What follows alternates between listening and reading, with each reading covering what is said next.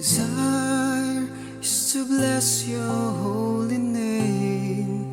My heart's desire is to lift you up today. Even in the times of troubles, even in the times of trials, my heart's desire is to bless your holy name.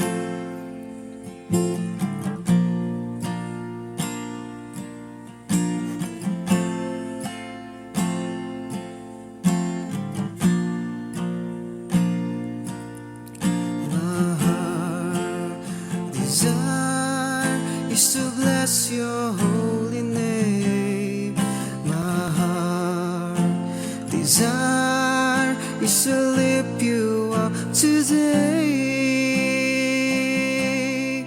Even in the times of troubles, even in the times of trials, my heart desire is to bless your holy name.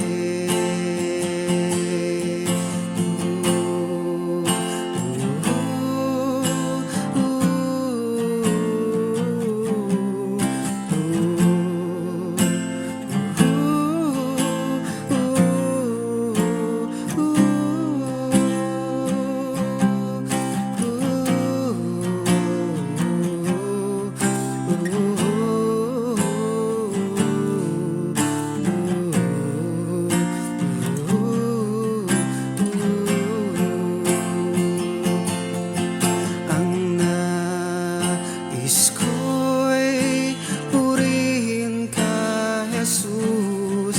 Ang nais ko'y purihin kang lubos. Sa bagyo at sa problema, sa galak at sa pag-asa, ang nais ko'y purihin ka, Jesus. Ang nais ko'y purihin ka, Jesus. Ang nais ko'y purihin kang lubos. Sa bagyo at sa problema, sa galak at sa pag-asa, ang nais ko'y purihin ka, Jesus. Even in the times of troubles, even in the times of trials, my heart's desire is to bless your holy name. Sa bagyo at sa problema, sa galak at sa pag-asa, ang nais ko'y purihin ka, Jesus.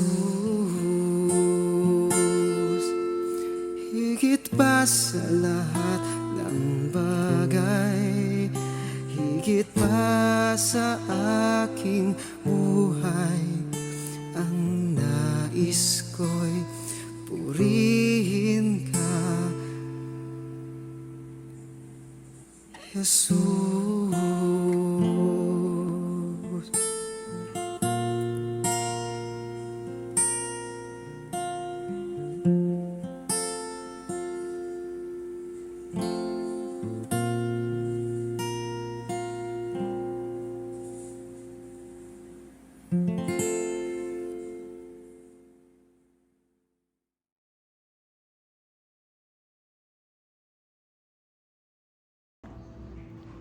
Isang mapagpalang gabi po sa bawat isa. Tayo po ay dumako na po sa ating midweek online service. Samahan niyo po ako mga kapatid sa ating pagbubulay-bulay sa salita ng ating Panginoon. At dalangin ko na mabuksan po ang spiritual ears po natin para marinig po natin ang tinig ng ating Panginoon. So, samahan niyo po ako sa aking maikling panalangin. Hallelujah! Hallelujah! Hallelujah! Hallelujah! Purihin ka, O Diyos, aming Ama sa langit. Kami po ay buong puso na lumalapit sa iyo, nagpapakumbaba. Pinupuri ka po namin, sinasamba sa Espiritu at katotohanan. Lord, salamat po sapagkat ikaw ang aming Diyos na hindi nagbabago. Ang aming Diyos na lagi pong nagpapaalala sa amin. Ang aming Diyos na nagmamahal po sa amin. Ama, sa gabing ito, buong puso po kami na nagsusumamo sa iyo. Babaan niyo po kami ng mga revelation. Babaan niyo po kami ng salita mo na siya po magrema po sa puso ng bawat isa po sa amin, na malakaran po namin ito. Kaya Lord, kiniklaim ko na po ang katagumpayan ng aming gawain. Patuloy lamang naggabayan niyo po ang iyong lingkod. Babaan niyo po ako, Lord God, ng double portion of anointing. Holy Spirit, we want more of you. We need you. Samahan mo po kami. Hallelujah, hallelujah. Kaya Father God, i-bless niyo po ang gawain ito. Salamat po ng marami. In Jesus' name I pray. Amen and amen. Hallelujah. So mga kapatid, ang pamagat po ng ating pag-aaralan po sa gabing ito ay pinamagatang Purpose in Pain and Suffering. Sulayunin sa sakit at pagdurusa. Ito po ay napapanahon po no sa nangyayari sa mundo ngayon. So, 'di ba po, alam naman po nating lahat kung paano pong nagbubulusok ang mahal ng bilihin po. Lalo na ngayon sa kuryente na talaga pong andun pa po yung tayo pa yung mga nagbabayad sa mga nagagamit na mga tao na hindi naman po dapat sagutin po natin.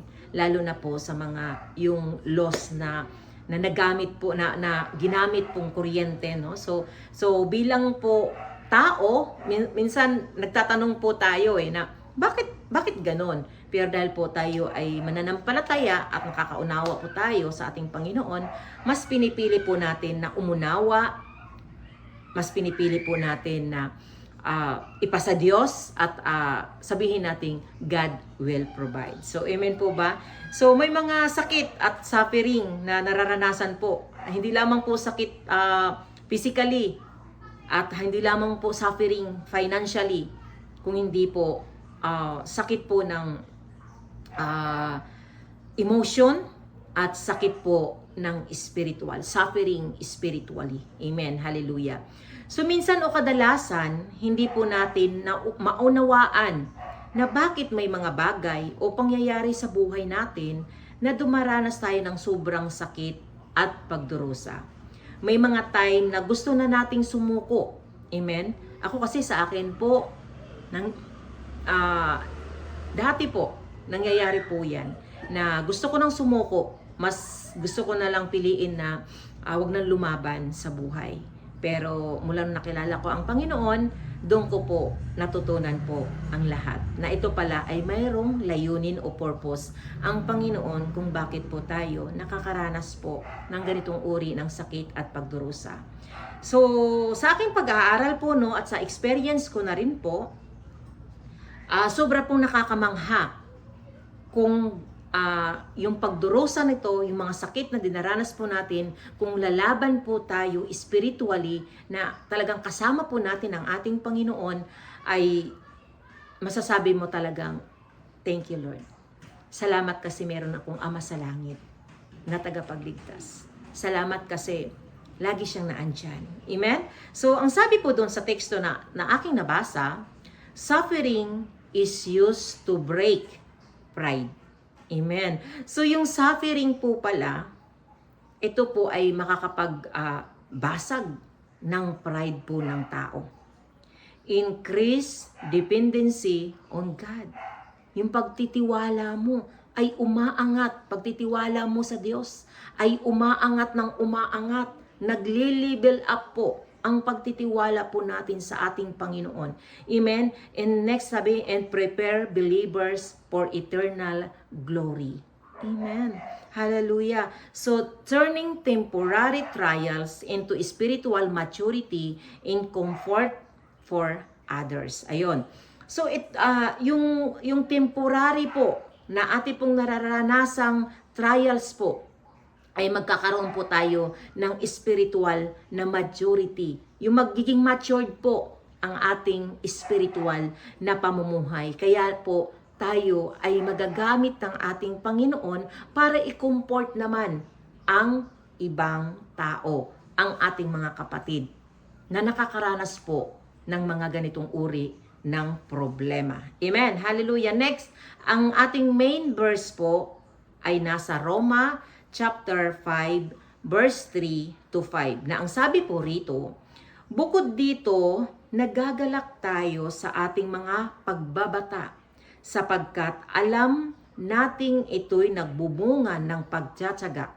Ano ang bunga ng ating mga suffering na to? Pagtsatsaga. At ang pagtsatsaga ay nagbubunga ng katatagan. At ang katatagan ay nagbubunga ng pag-asa. Hallelujah.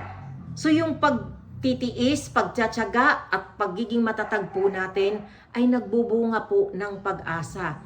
Ang next po, ang sabi, hindi tayo nabibigo sa ating pag-asa sapagkat ang pag-ibig ng Diyos ay ibinuhos na sa ating mga puso sa pamamagitan ng Espiritu Santo na ipinagkaloob na sa atin. Amen. So, kaya po tayo nagiging matatag, kaya po tayo nagiging matyaga, kaya po tayo nagkaroon ng pag-asa dahil po yung Holy Spirit po kasi is active po sa buhay po natin. Yung bunga po ng Holy Spirit ay laging nandun, lagi po nating naaalala. Amen po? Kaya napakabuti po na lagi po tayong nakikinig po ng salita ng Diyos upang sa ganun mas maunawaan po natin kung bakit pinapahintulot yung mga ganitong uri na talagang sakit na, suffering pa. Di ba po? Yung sakit na sakit ka na nagdudurusa ka pa. So ang akala po kasi ng tao is yung sakit physical lang. Akala po ng tao is pagdurusa financial lang, pagdurusa sa karamdaman ng sakit at karamdaman. Hindi po. Marami pong ibig sabihin po ang mga pain and suffering. So, sa ating, kanina nga po, nasabi nga po doon, no, na ipinapahintulot para po ma-break yung pride. At yung pagtitiwala po sa ating Panginoon ay mag-level up. At magkaroon po tayo ng maturity, pagiging matured sa ating pananampalataya. Upang matuto din po tayo na i-comfort po ang iba. Amen. So, ang sabi po rito sa number 1, sa ating main point po natin, ay sa ating 3 point po natin, topic, refining character in faith. So, nagpapadalisay ng pagkatao at pananampalataya. Amen. So, nagpapadalisay ng pagkatao at pananampalataya. Sa unang Pedro, chapter 1, verse 6 to 7, ito'y dapat ninyong ikagalak, bagamat maaaring magdanas muna kayo ng iba't ibang pagsubok sa loob ng maikling panahon, ang ginto na nasisira ay pinararaan sa apoy upang malaman kung talagang dalisay. Gayon din naman ang inyong pananampalataya na higit kaysa ginto at pinararaan sa pagsubok upang malaman kung talagang tapat sa gayon kayo'y papupurihan, dadakilain at pararangalan sa araw na mahayag si Hesukristo. So dito napakaliwanag po na talaga pong ikagalak pa daw po natin na tayo po ay nakakaranas ng ganyan.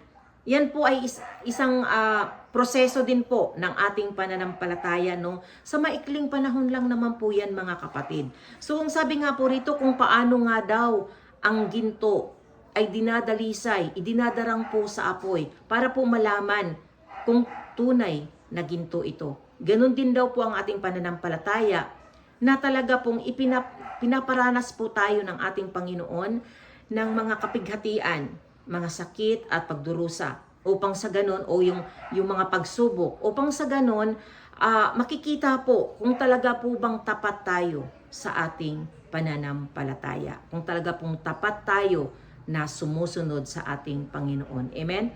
So napakaganda po na ang sabi rito, kapag nalakaran po natin yon, tayo ay dadakilain at pararangalan sa araw na mahayag si Hesu Kristo. So,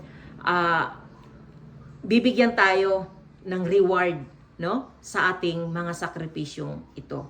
Amen. So, wag na lang po natin na alam niyo po yung ang magiging goal na lang po natin is dito po sa mundong ito, no. Dapat po is maging goal din po natin yung eternal life. Na wag lamang po tayo mag-prepare para po sa pagkain natin sa araw-araw, wag lang po tayo mag-prepare para po may magandang kinabukasan ng ating mga anak, bagkus mas higit po nating i-prepare ang eternal life. Kasi po ang kaligtasan is isahan. So kailangan din po natin na ibahagi din po ito sa lahat ng tao, lalo na po sa ating mga mahal sa buhay. Amen. Hallelujah. Next po, number 2, ang sabi po rito, growing dependence on God.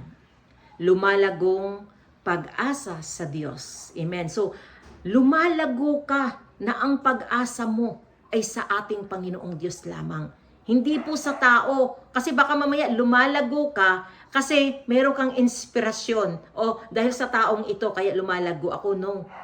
Dapat lumalago ka kasi ang pag-asa mo ay ang Diyos. Na ang Diyos ang tutulong sa iyo. Hindi kanya pababayaan ni iiwanan man. Amen. Hallelujah. So ang sabi po sa pangalawang Korinto chapter 12 verse 7 to 9, ngunit para hindi ko ipagyabang ang kamangha-manghang pahayag ng Diyos, ako'y binigyan ng isang kapansanan sa katawan na nagsisilbing pamalo ni Satanas upang huwag akong magpalalo. So, sabi ko nga,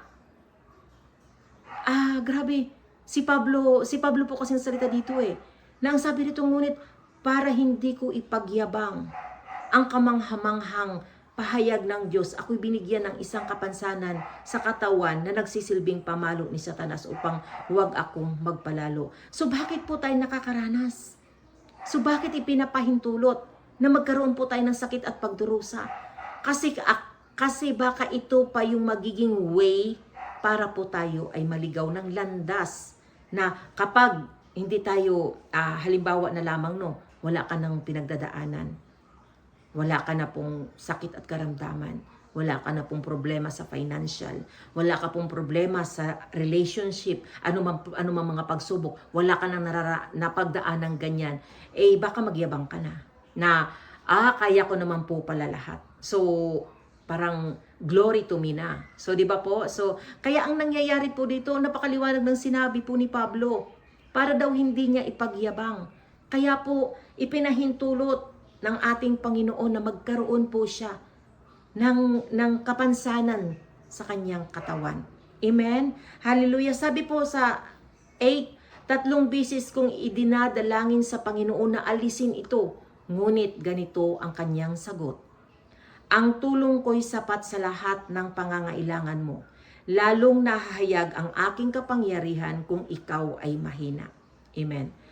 So may mga time, tayo mga tao, na nananalangin po tayo ng ganun, na Lord, alisin mo na po ito.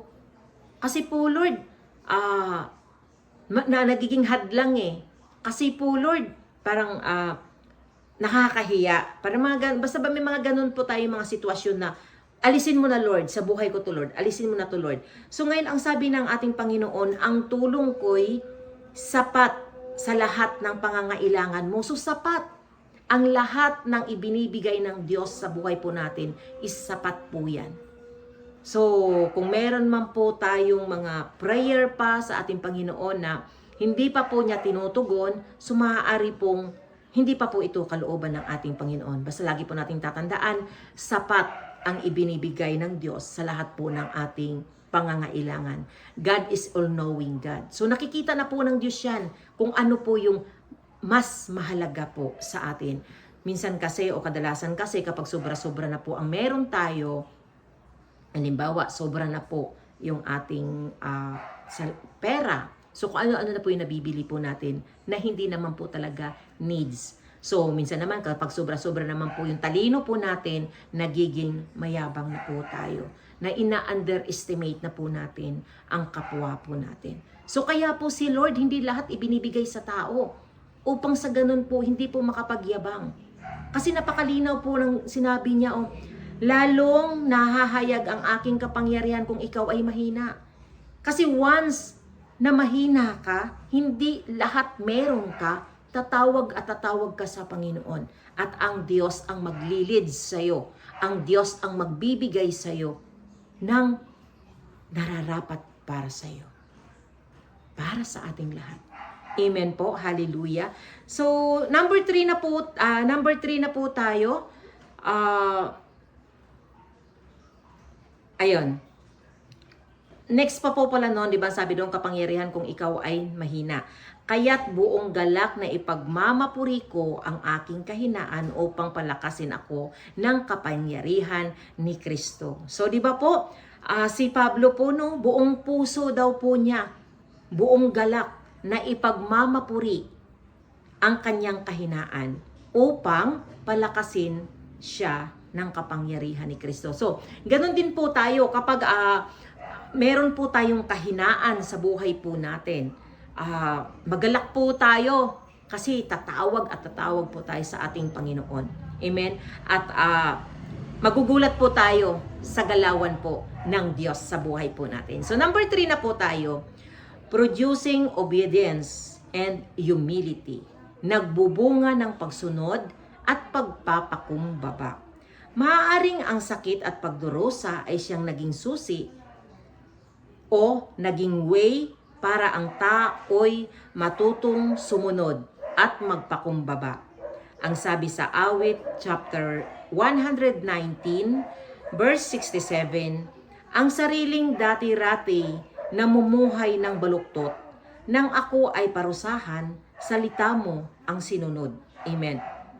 So, dahil po sa pagsubok, dahil po sa sakit at pagdurusa, nagkaroon po tayo ng intimacy, relationship sa ating Panginoon.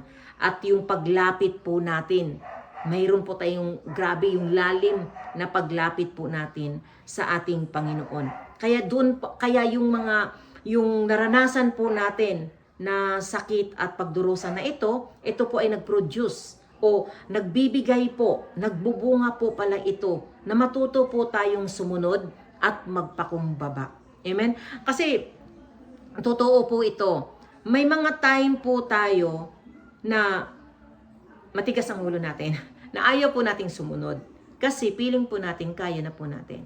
Pero kapag meron po tayong nararamdaman na mga problema, o lalo na po sa spiritual, no, na sakit at pagdurusa, no, ay iba po yung pagsunod po natin, na talaga pong andun yung kababaang loob.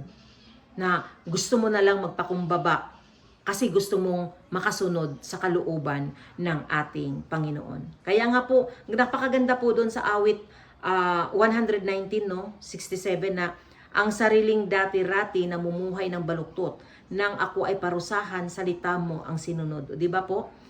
Dahil po sa pagsubok, ang dati mong pamumuhay ay nilit go mo na. Ang dati mong pamumuhay na makasalanan ka, ayaw mo nang balikan 'yon. Kasi po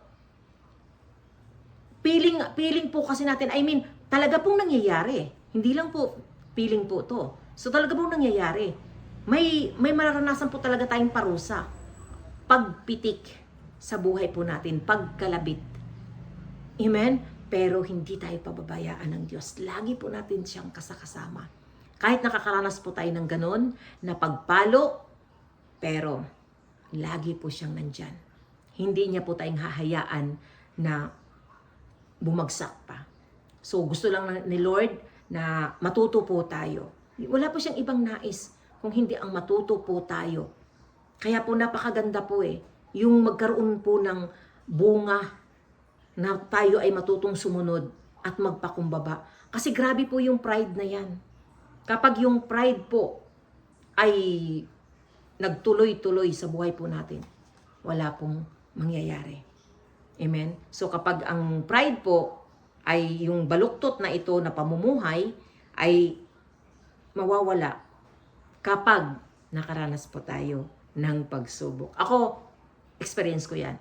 So dati akala ko kasi easy lang ang buhay. So yun lang po yung lagi kong ginagawa. So nung nakaranas po ako ng matinding pagsubok po, doon ko po nasasabing, Lord, ikaw na ang balahala sa buhay ko. Amen? Kaya, hindi po pala nasasayang yung mga pagsubok, mga sakit at pagdurusa na ating naranasan. Kasi yung pagbabago spiritually, pagiging matured natin sa ating pananampalataya ay nakakamtan po natin dahil doon. At yung paglalim, yung intimacy na relationship natin sa ating Panginoon ay yun po na naranasan po natin. So, amen po. So, purihin po ang Diyos, no? Napakabuti po ng ating Panginoon, no? Na talaga pong pinadanas man po tayo sa mga ganyang uri ng pagsubok, ay talaga pong mayroon pong purpose po ang ating Panginoon. Kaya po sa aking conclusion, ang sabi ko po dito, no? Sa take note ko po, kaya nga mga kapatid, kung tayo man ay nakakaranas ng pain and suffering, tandaan po nating may purpose ang Diyos nito. Maaaring pinoproseso ng Diyos ang ating pag-uugali, pagtitiwala, pagsunod, at higit sa lahat, pagiging kababaan ng loob. At ganon din po sa ating pananampalataya. The more na nakakaranas po tayo ng pain and suffering, the more din po na lumalapit po tayo sa ating Panginoon. Nagpapakalalim po tayo at umaasa na ang tulong niya ay ibigay niya sa buhay po natin. Ang sabi po sa unang Pedro chapter 4 verse 13, sa halip magalak kayo sa inyong pakikihati sa mga hirap ni Kristo. At magiging lubos ang inyong kagalakan kapag nahayag ang kanyang kadakilaan. Kung mapapansin po natin, parang 3 beses din po inulit, no? O 3 beses po inulit. From the start to conclusion, ang sinasabing, magalak kayo. Magalak kayo kung kayo po ay nakakaranas. It means, mahal na mahal po tayo ng ating Panginoon. Ibig sabihin, pinapalalim tayo ng Diyos. Ibig sabihin, pinoproseso tayo ng Diyos. Kasi gusto niya tayo makasama sa paraisong pangako niya. Amen? Ang pagdurusa natin sa mundong ito ay temporary lang. Kaya nga magpakatatag at lakasan ang loob. God is with us. So, alam ko po na alam po nating lahat kung gaano kabuti, kung gaano kamapagmahal ang ating Panginoon. So patuloy po tayo sa ating pananampalataya, patuloy po tayo na kumapit sa ating Panginoon. Makaranas man po tayo ng pain and suffering, lagi po nating alalahanin na meron pong purpose ang Diyos sa troubles na yan, so trials na yan. So magpasalamat pa tayo at magalak po tayo. Kasi ibig sabihin, mahal tayo ng ating Panginoon. So, yun lamang po. Maraming salamat. To God be all the glory. Aming Diyos Ama sa langit, maraming salamat po, minsan pa Panginoon, sa mensahe mo po sa amin. Lord, patuloy niyo po na palakasin ang aming pananampalataya, Panginoon, sa amin, sa mga pruning na nangyayari sa buhay po namin. Lord, salamat po at kami ay lubos na nagagalak sapagkat nakaranas po kami ng ganitong uri ng suffering. May pagpalo, Panginoon, sapagkat kami ay tinuring mong anak. Kami ay tinuring mong tagapagmana. Kaya po kami ay tinuturoan mo po kami ng mabuti para po kami ay magiging karapat-dapat, Panginoon. Kaya Lord Ama, patuloy mo lamang gamitin ang aming buhay sa lahat po ng mga tao na nakakasalumuha po namin, Ama. Kahit po nakakaranas kami ng pain and suffering, Lord, patuloy niyo po na ihakbang ang aming mga panyapak at lalabas kami sa aming mga comfort zone para sa ganun, Lord God, makomfort din po namin ang iba sa amin, Panginoon. Kaya Lord, salamat po ng marami, Ama. Hindi po namin makakalimutan na lagi ka lamang pong naandyan. At ang lahat ng aming pangangailangan ay batid mo na. Kaya sa iyong mga kamay po namin ito'y pinagkakatiwalang lubos. In Jesus' name I pray. Amen and amen. Hallelujah. God bless everyone. Burn like a fire.